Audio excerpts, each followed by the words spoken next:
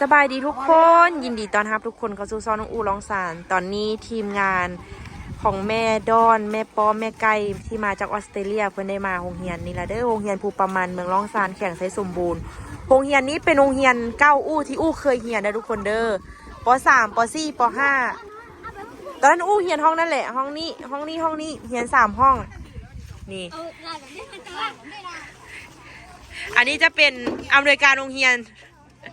ตั้งแต่สมัยน้องอู้ยังยู่เพิ่นก็ยังอีกจักปีพ่อตาบำนาญปีหน้าเข้าบำนาญละโอ้ตั้งแต่อู้ยังน้อยเกิดมาก็เห็นเลยแต่ว่าปีหน้าเพิ่นสิบำนาญละปีนี้ก็เลยว่าเขาแม่ใกล้อันเพิ่นอยากมาช่วยเหลือก็เลยคิดว่าสิอันไปโรงเรียนใดนอกก็เลยคิดเห็นว่าโรงเรียนนี้เป็นโรงเรียนเก่าที่เราเคยเรียนหนังสือนะก็เลยว่าเราบ่เคยคือสิว่ามีความรู้อ่านหนังสือได้อันเดียวกับจ้าโรงเรียนนี่สินะกะอาจารย์อันนี้ก็เป็นครูที่เคยสอนพวกเฮาอันเดียวเฮาก็ยังบ่เคยแบบมาช่วยเหลืออันเดียวเลยสิหนะคันว่าแบบเฮาบ่มีโรงเรียนนี่เฮาก็คือแบบว่าเฮาบ่ได้มาไกลฮอดปานนี้สิหนะเฮาก็เลยว่าตัดสินใจส่วนนั้นเขาแม่พระจิตามาโรงเรียนนี่เนาะทุกคนเนาะของอยู่ของกินเฮาก็สิมีเครื่องบักหลายมีเครื่องมาแจกเนาะเฮ็ดเป็นชุดแล้วก็สิมีพวกของอยู่ของกินเป็นข้าวจี้เป็นข้าวจี้เป็นข้าวเปียกแล้วก็สิเป็นข้าวจี้ข้าวเปียกแล้วก็สิเป็นน้ำดีดูเดี๋ยวขนลงกันต้อยขนอันนี้ลงก่อนเดี๋ยวขาตั้งกองก่อน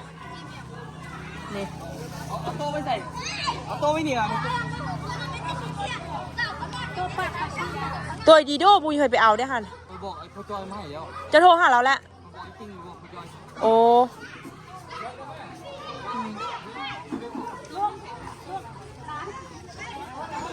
มูไหมแข่งแกล้งขนาด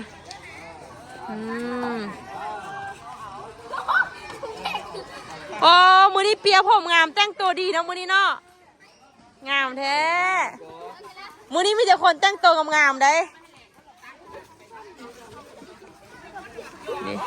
เดี๋ยวสิไปถ่ายบรรยากาศโรงเรียนให้ทุกคนเบิ่งเนาะนี่อันนี้จะเป็นบรรยากาศโรงเรียนตอนน้องอู้เรียนหนังสืออยู่มีห้านค้าใดๆมีห้านขายเครื่องเด้อนี่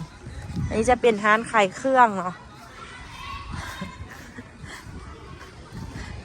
ถ่ายห้านขายเครื่องเด้โอ้บ่ได้ขายตำบักหุ่งวะโอ้ตอนสวยกระเจ้ากระยุ่งเฮียนี่วะเลยเข้าเมื่อบ้านว่ะป้าเฮ็ดค่ายตำบักหุ่งเขาปุ้นได้ไหมเนาะบ่ได้ค่ายวะนักเรียนรุ่นปีกาลอยไปโอ้ยสมัยเฮียกับบ่ได้ไล่คือกันแต่ว่ากินข้าวยุ่งเฮียนเนาะตอนสวยก็ต้องกินตำบักหุ่งกินข้าวปุ้นสินะตอนนั้นท่านมันมีไทยท่าเหือทำดินดิโอ้ไปเหียนหงหมูที่มันมีได้ไทยว่านี่ละเขาเนื้อเขาไปกินข้าวเหือนโอ้ป้าเขาบุจื้อเลยเขาเจ้าทางอันนี้มองเนาะแต่กี้เห็นหนังสือทุกคนเลิกตอนสวยแล้วไปหาเนาะนี่แล้วมาเขาแม่ร้านแกงเขากินตอนนั้น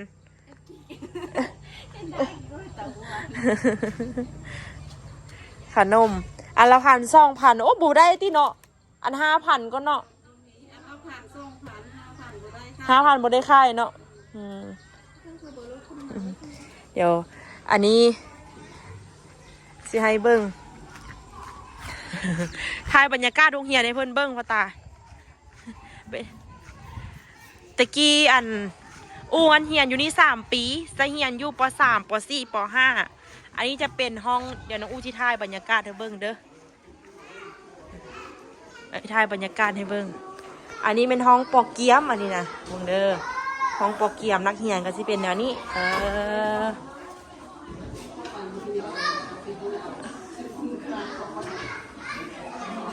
เข้าไปได้เนาะขออนุญาตเข้าไปเด้อโอ้คันนักเรียนน้อยก็เฮ็ดตั้งโต๊ะซ้ำแนวนี้เนาะว่าเราบ่เคยเห็นจากเทือโอ้อันนี้เป็นห้องปอเกียม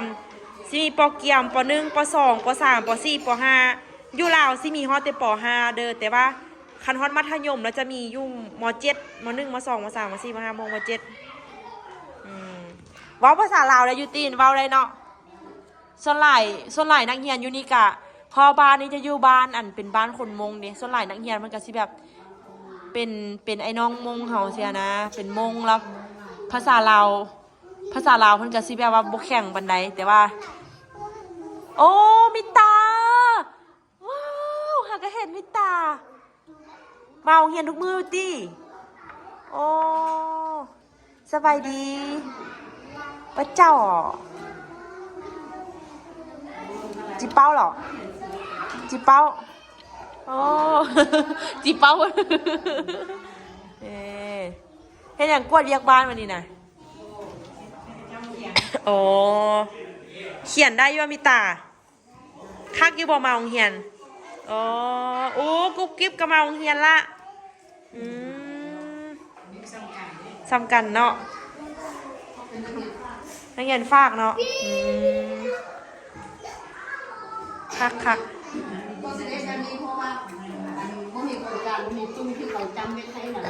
จำไม่ให้กับเป็นตัวแบบนะจำเป็นตัวแบบเลยเขาเจ้าเขียนเองเนาะ30 เดือนเราจำไม่ได้ต่อปั่นลูกเนาะเพลงก็ลูกอีกเนาะได้ว่าเขามีโครงการนี่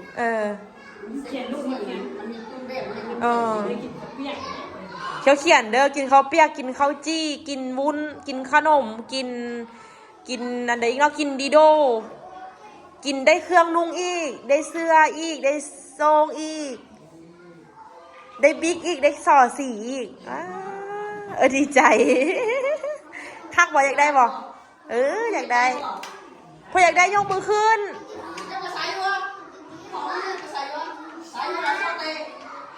โอ้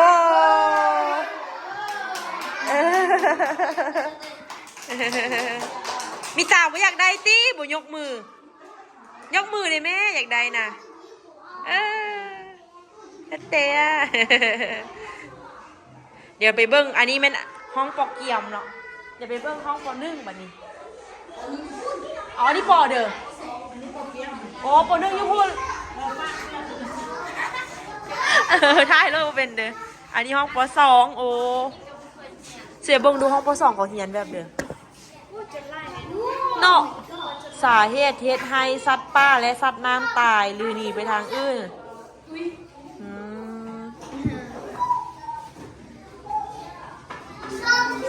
ฮะเอ้า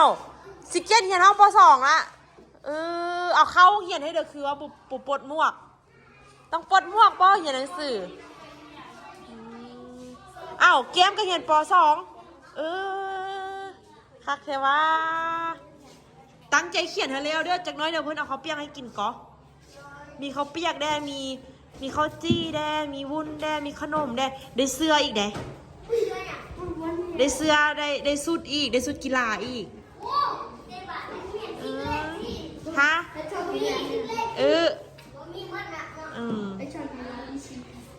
เขียนแล้วเขียนหนังสือแล้วล่ะเขียนต้าหรอ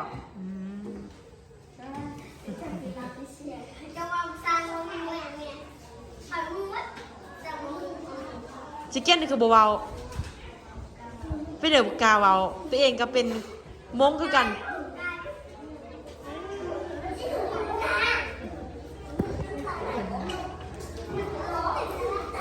อันนี้ปซี่เนาะอันนี้เนาะอันนี้ปซี่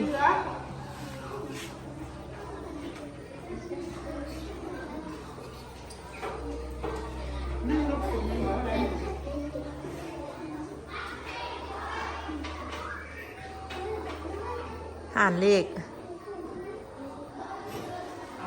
เดี๋ยว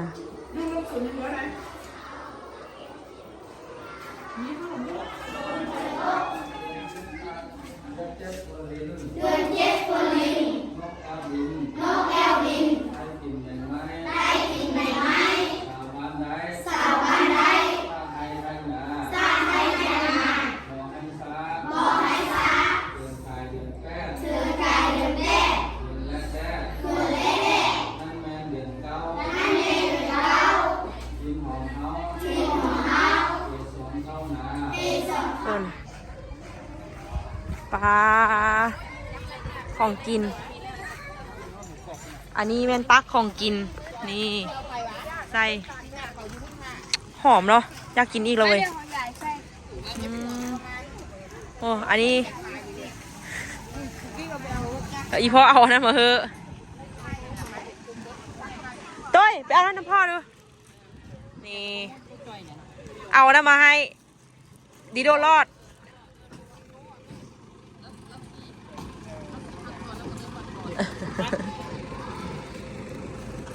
เรายกคุณเองวะหัน แม่กับ เคยยกคุณเองวะหันไม่จันโอ้ยบาปเนาะ กับออโต้เจอยู่บ้าโอ้อันนี้วุ้นปลาขุแม่คูนปลาเค็มคูนสุดๆเนาะเขาลองกินอัน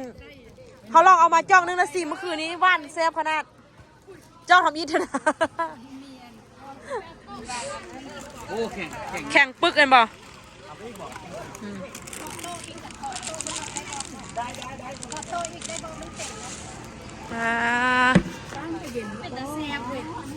กินแม่กิน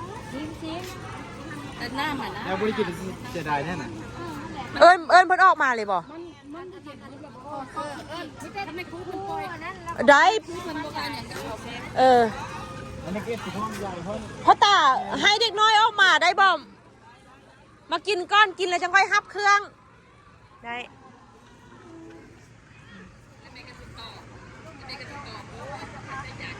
ออกมาเรียนแถวออกมาเรียนแถวกันครับ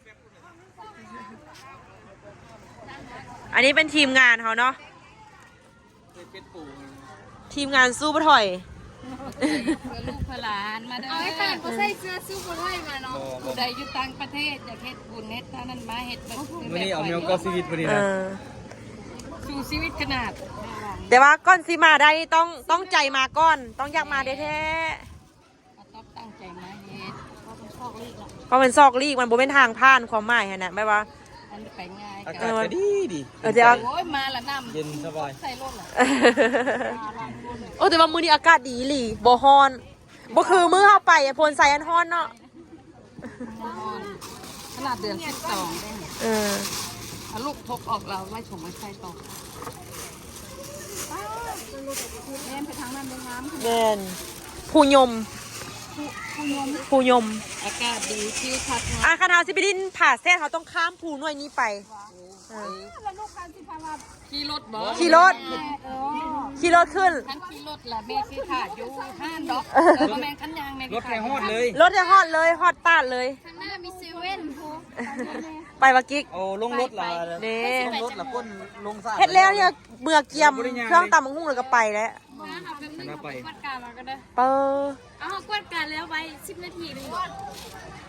เสียแล้วก็พี่จะนำมือก็ได้เด้อเสียรถจักรขึ้นไปฮะ โหตะกี้ฮู้จักต้วยใหม่ๆนี่พากันขี่รถจักรไปกับกุ๊กกิ๊กกับไอ้บิ๊กค่ะมันไปเสนำฮันค่ะแม่งมีของกินดีๆแล้วมันจังไป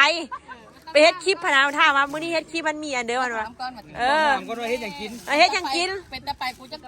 มันยังไปกูยังไปมุลาดลาวก่อนคันไปนอนป้าคือการถามว่ามีอันเดอกินคันอันกินดี เข้ากับแจประเดี๋ยวใครบ่ป้า บ่ไปต้องเป็นซีนดาดบ่ต้องอะไรมันจังไป ดาดโอเคไปพอดใส่กับไป ว่าถ้าคิดหน่อยให้มันสินดากินบุฟเฟ่ต์ เอ้าทางนั้นพร้อมเลยนะไม่ได้อะไรนี่อันนี้ห้องอย่างน่ะ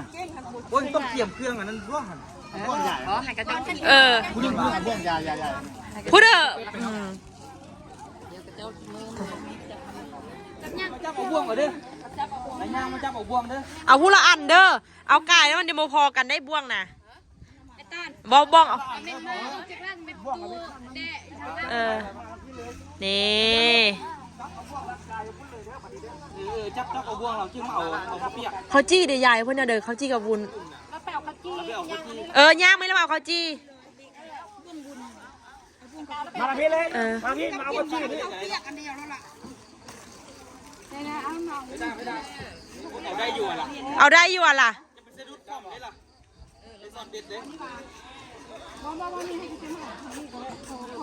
บ่มีลืมหกอย่างเขาแคบใส่เนาะนี่บรรยากาศทุกคน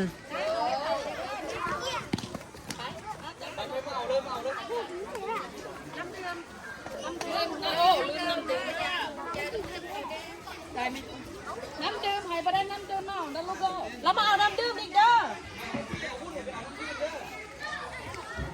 พอนบอกจะพอนอ่ะเอาไว้บอกค่อยๆถ้าเอาบุร้อนก็เอาไม่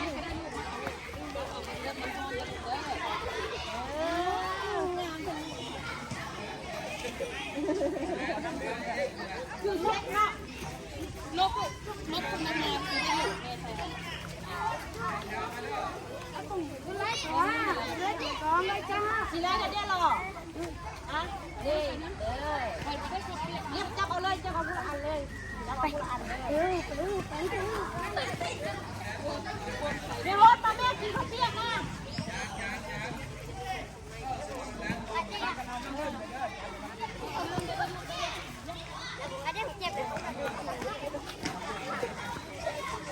เขาตามกินเยอะกว่าข้าวเปียกนะ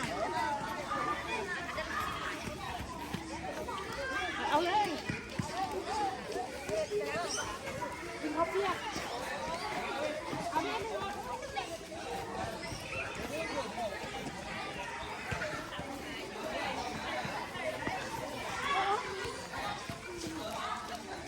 ออกมาเพื่อเราห้องดีได้เพื่อออกไปเลยเอาอันนึงยังไม่ได้วะไป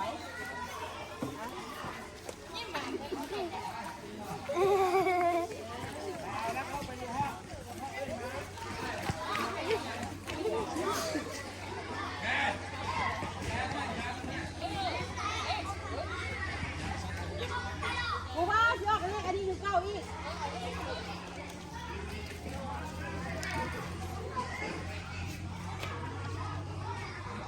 ออกมาเนื้อละห้องเป็นระเบียบอันนี้เอามาเอาไว้บาละลูกโอ้พ่อเอามาเนื้อละห้องเด้4 ลูกเอามาเอาลูกนะเอาเปียกเอาเราแบนดาได้ลูกบอกคุณจะลองนี่เอาเปียกนะเดี๋ยวเปียกไปไว้ในห้องนี่เอาไปไว้ในห้องแล้วกลับขึ้นมาเอาข้าวจี้เอาข้าวเปียกแล้วมาเอาข้าวจี้แล้วเอาวุ้นเอาน้ำเด้อ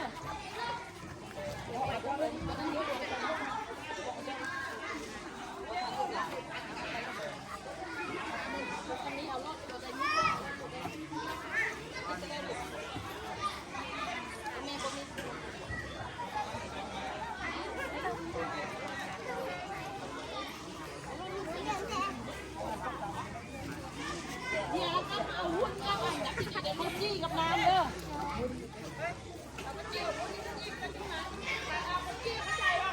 เอาข้าวจี้กับเอาน้ำเด้อเอาน้ำเด้ออันนี้ได้ข้าวเปียกแล้วก็ลูกเอาไปไว้เอาไปบ้านเดียว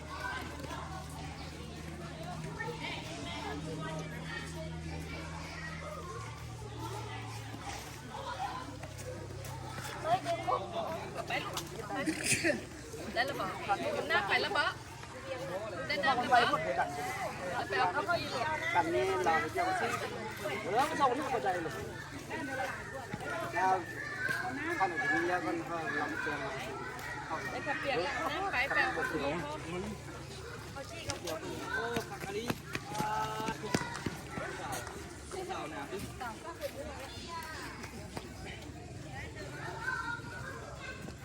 คอนใส่เพิ่มเป็นย่างเลยไม่ค่าขายเขาเปียกคอคอนไม่ข้ามือแล้วอ่ะเปลี่ยนหม้อโอ้มาเธอละห้องในห้องนี้มาแล้ววันนี้นะไอ้เพื่อนตัวนี้ก่อนนี่มันไม่เห็นโดนละมาเกี่ยวมาคันเอาไข่เพื่อนก็ได้ไข่ดีเลยไข่นิดเดียวเนาะน้ำข้าวเปียกกันลูกน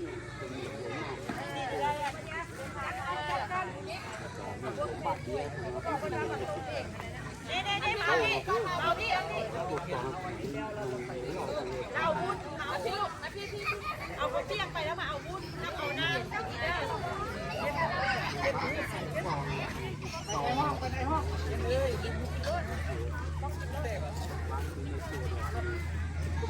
แล้วกลับมาเอาวุ้นเนี่ยแล้วมาเอาวุ้นเอาข้าวจี้กับน้ำเด้อค่อยๆได้ อธิบายเขาได้จำนั้นกลับขึ้นมาเอาเครื่องนี้เลย นี่แนงการเนี่ยจะเขาเปียงหมดจอเราเนี่ยจงเราเป็นแนงหมายหลังการเขาจีนหมูนะสายลงชัวเนี่ย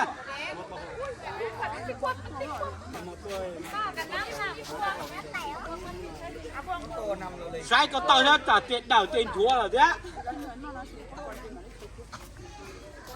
เดี๋ยววุ้นไปเอาวุ้นแล้วเขาจี้แล้วก็เอาน้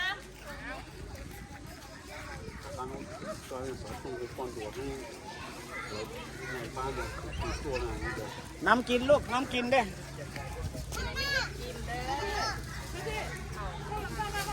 ตัวเราเปรี้ยวเขาเปรี้ยวเฮ้ยแนะนำก่อนพัชจี นี่ เราเจ๊กี่ยอมถึงปลาเนี่ย ไปลูก เอาไหม เอามาแม่ เปียกไหมเราลูกไข่ แกเอา เดี๋ยวหน่อยแกออกแล้วมันนี่มีเสื้อแม่ที่เอาให้หรือว่าเอามาให้เราเลยบอกมาเห็นแล้วเอาเสื้อมันยังไม่ให้ไว้ เอาไปร้านเขาเอาไปร้าน ไปร้านกันไปมีเสื้อไหมไปเรา แต่ผมจะแกเอาล็อกไปควักน้ำเดี๋ยวไปควักน้ำก่อน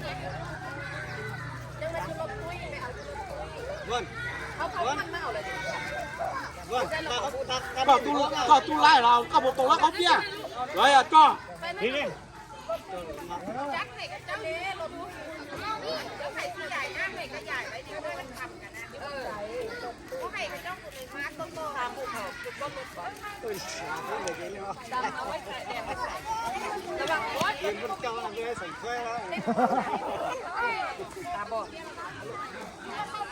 ดีๆเดี๋ยวลูกจับดีๆระวังตับ นี่มึงไอ้คอเด้ตรงไอ้ตรงเด้ตรงก็เนี่ย แต่ผมก็ลูกเราเอาถ้วยกระเปียกไปไว้ก่อนแล้วก็ขึ้นมา ไปต่อเนี่ยนอนเนี่ยไตเนี่ยนอนเนี่ยลูกเขาจีละ แปลวนะลูกได้น้ำมาบ่ ำ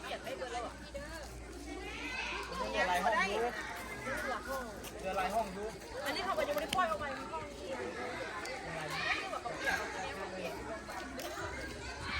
ปกเปียกนี่ทีเดียวสองคน เดี๋ยวนี้มันจับโบโลนะ ได้น้ำมาบ่ได้น้ำมาบ่ยาแค่กับเวลาใส่ เนี่ยผมตรงแล้วเขาจีรออย่างนี้เนี่ยนะเขาเปี้ยงเหรอ ทาเด่นก็ ไอ้หนึ่งเขาเด้เดี๋ยวก็รอ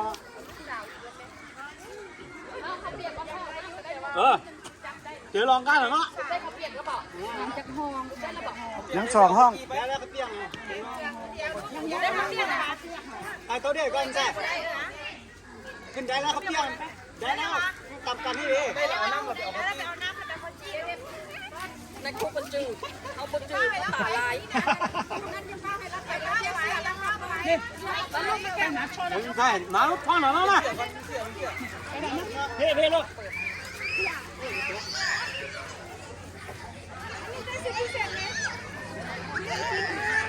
เพราะว่าสีเดียวกันชอบกัน เปี้ยเลย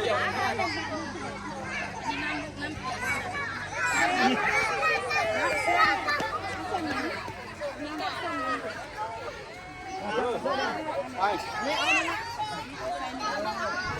ห้องมันนี่นะใจมาเนี่ยนำเด้อ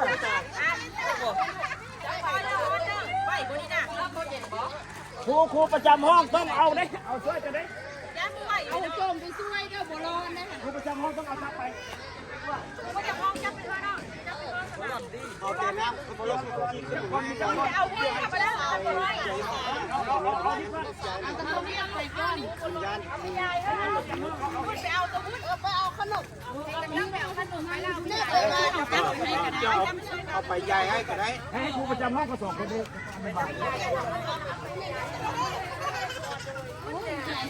เอาน้ำกินเลยลูกเอาน้ำกินเลย ให้เขาได้แทนทุกให้เขาได้แทน cái này tốt đây là con mù luôn đấy hầu thế bay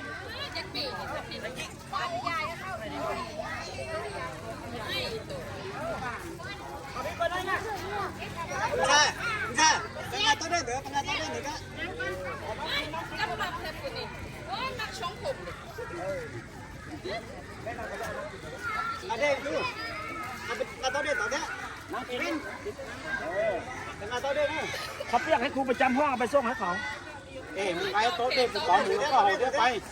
โต๊ะเด็กกูต่อก็นี่หมูยอตัวต่อห้องเสร็จแล้วมาเลี้ยงกาเขาเปียกแน่นอนแหละ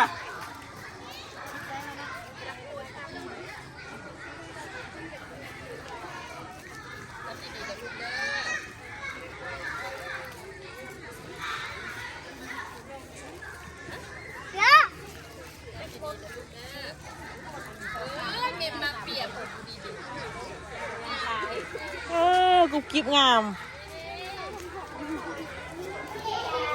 แปลงได้แซ่บบ่โอ้กินยังบ่หมดแน่ท้องละผู้ใดกินบ่อิ่มละกินหมดละไปเอาอีกเด้อแซ่บบ่แซ่บบ่ตาแซ่บเนาะใส่เบิ่งดูโอ้กาล่ะอ๋อจิกาเหรอกาเหรอดีใจบ่กินอันนี้แล้วจากหน้อยเดี๋ยวสิได้เครื่องอีกสิได้เครื่องนุ่งอีก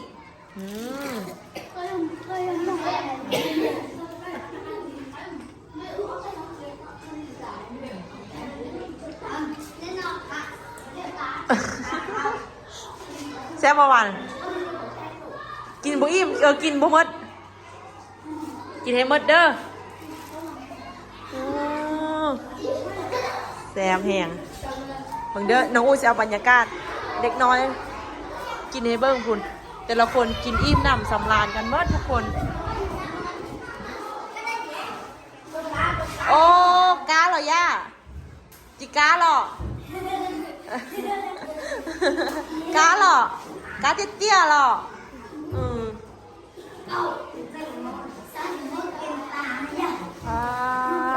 เอาพวกนี้คือได้อันนี้3 ถ้วย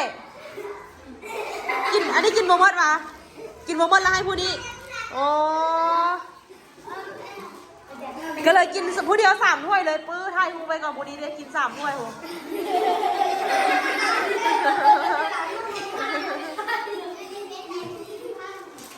ดีใจบอได้กินดีใจ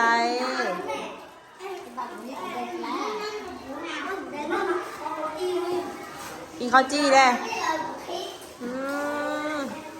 กาหรอกาเนาะ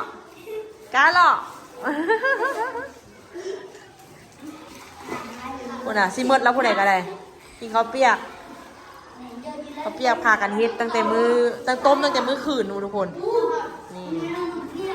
โอ้กาจิกากาติเตี้ยหรอกาติเตี้ยกินมดบ่นี่มดเนาะกินให้มดเด้อแซ่บบ่เดียแซ่บ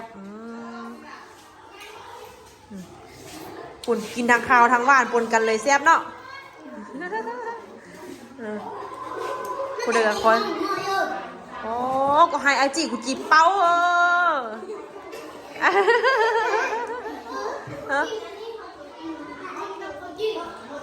กินหมดละโอ้ค่อยๆกินหมดก็เอาไว้โอ้ก็หายไอเจียวมีแต่พูดแซ่บๆในไทยมูไปก่อน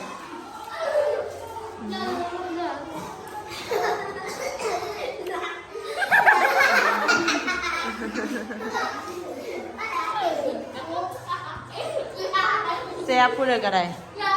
อันนี้เป็นห้องปอกห้องนิวบานห้องปอกเกียมโอ้เป็นระเบียบขนาดแซ่บกะกะจัง กะกาบ่แซ่บแฮงแซ่บบ่แซ่บเนาะโอ้ แซ่บแล้วตั้งใจเหียนนะมันจะไม่กินนี่นะ กินเห็ดหอมจักปีเหรอซัมนี่4 ปีปลายเนาะโอ้ก็5 ปี โอ้ ไอ้ผู้4 ปีไปนั่นนั่นในลูกมันแตกกัน เดี๋ยวเอาเรียนตายกับตายนะ แซ่บบ่ นั่นก็5 ปีเนี่ย บอกตาเรามองเอาใช่ไหม 4 ปีได้2 คนแล้วกัน5 ปี โอ้6 ปีขึ้นป .1 เลยเนาะ ของเรารู้ตายอะไรจีจีบตั้งแต่ก่อนนะนี่มันตัดเดียวผมเอาลูกตองน่ะ นั่นหลานแล้ว ตาเราต่อแค่ไม่ดีนี่ ตั้งใจกินขนาด ส้มเนี่ยเอาพวกเอาส้มเอาพวก เขาบอกนี่นั้นเอาบ่วงเอานั้นมาเพราะ สีบางกล้องไม่รู้สีคนไทย เซฟป่ะเซฟก้าหรอ ดังโมไก่ที่ถูกเลย ลูกเขาแมวจะพาเจ้ามานำบุยเพื่อเอามันดื้อเดี๋ยวนี้นิสาเนี่ยโยกบอเด้อ น้องมันสร้างจุ๊กพิษอะไรแต่ละเขาอยู่นี่เรานั้นมีพ่อแม่เราฟัง บุฟังความบ่ มีพ่อแม่ไม่เห็น เอาไปยายคืนพ่อเขาได้กับพ่อเขาเข้านี่นะเอายายไปแก้คืนอีกที กินข้าวแล้ววันนี้ก็มาเอาเครื่องได้ป่ะนี่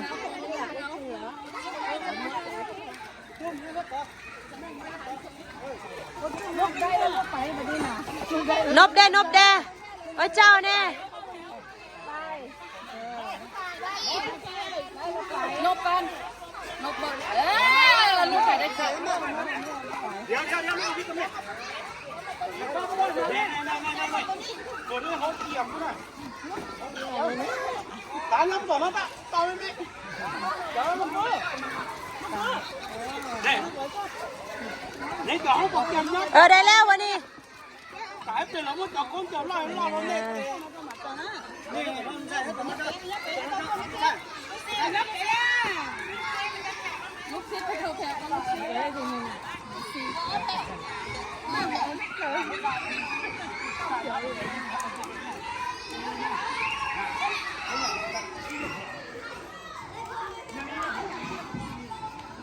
ผู้นี้สิเว้ายากก่อนในหมู่ในนึงเนี่ยน้อยเด้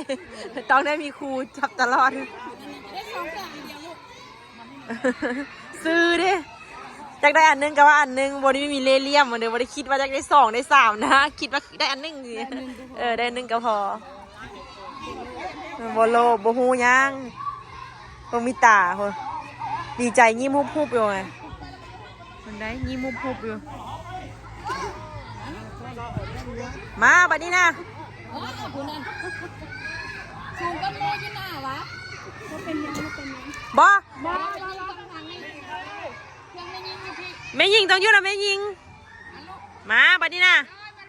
รอแถวมาไล่ลูกว่าฟังความครูกับแม่เลย อันนี้ยังเว้าฟังอยู่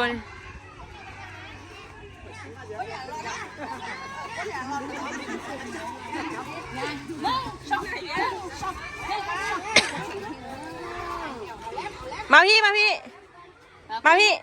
มาเอาเครื่องอยู่พี่มีตาให้ได้ขอบใจนะนบแด้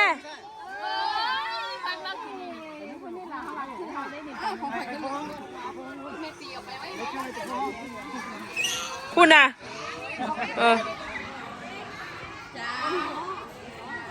ดีใจแฮง ลูกมาเอาลูกได้แล้วลูกมาเอาพี่ใจนะขอบใจ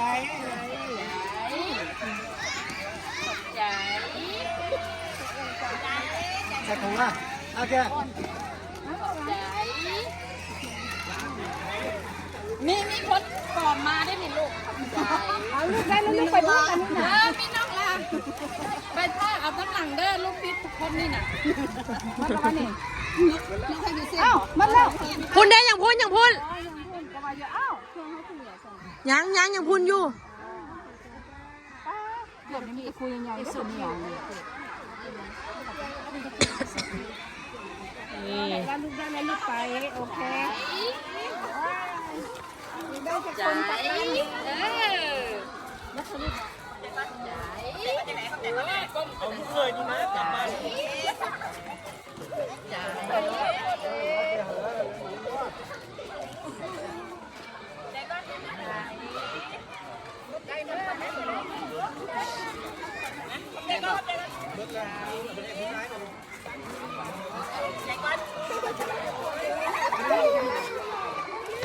ขอบใจก่อนขอบใจก่อนขอบใจไหนขอบใจก่อนให้ไหน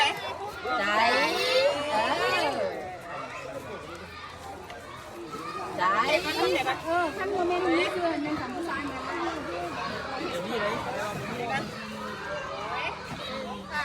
ย